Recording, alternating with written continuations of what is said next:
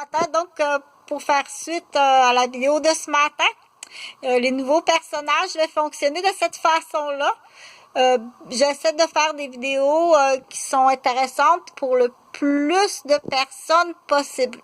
Donc, pour certains petits enfants qui ont une bicyclette, en voyant le klaxon, ça l'intéresse, mais c'est un klaxon à bicyclette. Et c'est Papa Tapageur. Donc, Papa Tapageur, c'est un papa japonais. Donc, c'est une marionnette, mais c'est pas une marionnette qui est faite avec de la ratine. C'est une marionnette comme ça. Donc, et puis, à côté, c'est Chantal. Ça va être Chantal de cette façon-là. C'est Chantal marionnette. Et puis, donc, je vais fonctionner de cette façon-là. Donc, pour une rentrée scolaire, c'est le moment dans l'année pour la plupart des familles sur toute la planète. Donc, on dit universellement de tout l'univers terrestre. C'est la rentrée scolaire et pour les familles et pour les gestionnaires ou plusieurs systèmes, c'est le moment le plus occupé de l'année, le plus stressant de l'année. Donc, voici Chantal, voici Tapageur et voici l'équipe. Donc, j'ai décidé de prendre un micro avec un karaoké. Et dans le karaoké, il va y avoir parfois des différents CD. Là, ce CD-là, c'est Radiohead. Donc, c'est l'équipe. L'équipe, on va dire, tiens, vu que je suis à la province de Québec, voici l'équipe de la province de Québec. Le but premier de ces vidéos-là, bien entendu, c'est trouver des moyens, des stratégies à la défense, les droits de la personne, de la famille, de l'individu, les droits de société, les droits de groupe, les droits d'entreprise. Donc, c'est le premier but à la défense, premièrement, personnelle, ma propre défense, la recherche de mes 2 enfants disparus depuis plus de 8 ans. Donc, ce sont les objectifs premiers des vidéos, entre autres, et se rattachent à tout ça des moyens, des cueillettes de données, de l'information, des trucs et stratégies et puis des bonnes idées pour arriver à quelque chose, des solutions pour moi-même, pour ma famille, les gens dont je suis tuteur et toujours dans la recherche de Jonathan et Jean-Frédéric Gauvin, mes 2 enfants qui sont disparus depuis plus de 8 ans, mais plus longtemps que ça. Donc, j'en ai parlé, mais là, cette vidéo-là, je vais continuer avec ici. Je vais continuer avec bébé japonais de la partie du vidéo de tantôt. Bébé japonais qui s'appelle Bits. Donc, Bits est au Québec. Il est né au Japon. Et puis, au Québec, quand il est arrivé au Québec, il a apporté avec lui un ordinateur du Japon. Donc, déjà, bébé japonais, il savait écrire et lire japonais. Mais là, il arrive au Québec et il sait aussi écrire et lire en français avec le script français. Mais son ordinateur qu'il a apporté du Japon, c'est un premier prototype de Léa et il est en train de le traduire en français.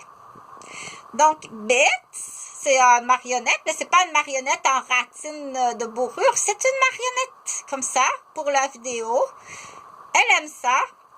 Donc, il s'appelle Bits, c'est bébé japonais. Mais quand c'est bébé, ça, quand il est arrivé avec son ordinateur laptop japonais. Maintenant, il a 12 ans et il s'est occupé personnellement en apprentissage de programmer, de traduire plusieurs logiciels en français. Donc, du coup, à 12 ans, il est déjà traducteur japonais-français. Il y a déjà beaucoup de connaissances, qu'on dit des reconnaissances scolaires acquises. Donc, en faire suite à l'histoire de tantôt, Bits est toute seule avec sa famille au Québec. Mais pourquoi vous êtes au Québec? Parce que son papa, Tapageur, est un vendeur de matériel médical informatisé au Québec. Donc, dans l'exemple, ton scan cérébral pour guérir ton cancer du cerveau, est fabriqué au Japon et c'est Tapajor qui est le vendeur. C'est pour ça qu'il est au Québec. C'est un vendeur d'appareils électroniques médicaux et sa femme travaille dans le domaine médical.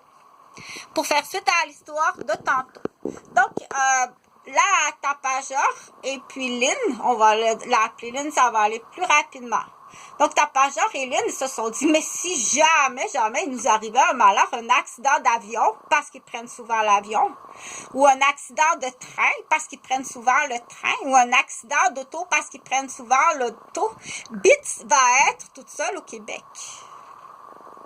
Donc, ils ont trouvé un professeur qu'ils ont adoré au primaire, Lady Teacher. Ils ont demandé à Lady Teacher si elle voulait être tuteur de Bits si jamais il leur arrive quelque chose. Pour te rappeler, mais qu'est-ce que vous faites au Québec? Ils te vendent des produits japonais, ton cellulaire, ton ordinateur, c'est lui qui l'apporte du Japon et qui te le vend à toi, le Québécois. Dans l'exemple, il vend des produits made in Japan qui servent à te soigner à l'hôpital. Donc, qu'est-ce qui se passe si jamais il arrive quelque chose à Lady Teacher? Autrement dit, le teacher, c'est la deuxième maman de Bits. Si jamais il arrive quelque chose à son père et à sa mère, c'est sa maman, sa marraine, sa tutrice. C'est elle qui a le testament de s'occuper de Bits. Personnellement, à la maison, c'est elle qui va lui faire à manger, qui va lui donner des câlins, qui va le consoler si jamais il arrive quelque chose à papa et à maman. Donc, papa Tapajor et maman Lynn ont choisi Lady Teacher. Avec Lady Teacher, ça c'est à l'école primaire, en 6e année, Lady Teacher, elle a toute une équipe avec elle si jamais il arrive quelque chose. Elle a une travailleuse sociale, une infirmière, l'assistante directrice, la secrétaire et le directeur de l'école. Tout ça, c'est signé. Que s'il arrive quelque chose à papa et à maman, Bits va s'en aller bien confortablement dans une petite famille de réserve où est-ce qu'il sera très heureux, très bien occupé. Mais ça, c'est juste en cas de danger. C'est juste en cas, mais il faut y penser en tant que parent responsable. Qu'arrive-t-il si quelqu'un arrive et blesse l'épaule de Lady Teacher? Qu'elle ne peut plus écrire au tableau, elle n'est plus capable de lever son bras pour écrire au tableau. Elle ne peut plus travailler comme professeur. Qu'est-ce qui arrive si quelqu'un brûle les yeux au laser de Lady Teacher? Ou l'empoisonne Lady Teacher? Parce qu'on dit, ah, mais tu remplaceras le professeur de 6e année par un autre, c'est tout. Non. Il y a ce qu'on appelle l'attachement affectif. Parce que Tapajor, ils adorent Lady Teacher. On va lui donner un nom. On va l'appeler Hélène. Ils adorent Hélène. C'est pas possible comment ils aiment Hélène. Parce qu'on a ce titre-là dans une chanson. C'est pas possible comment ils aiment Hélène. C'est pas remplacer le professeur de 6e année, c'est pas ça. C'est d'enlever la deuxième maman à Bits. Tu peux pas faire d'un humain une personne qui est détachée. Donc, c'est très grave. C'est là que Tapajor va arriver avec son ambassade japonais. Et avec les droits d'ambassade, si tu blesses l'épaule, la main, les yeux, l'audition, la pensée, la mémoire, la pensée stratégique, la pensée déterminative, la pensée logistique d'un tuteur ou de mère ou d'un parent, tu vas me noter. Ils sont encore ici, là. Il n'y a rien de fait, tu continues de ton côté à Montréal.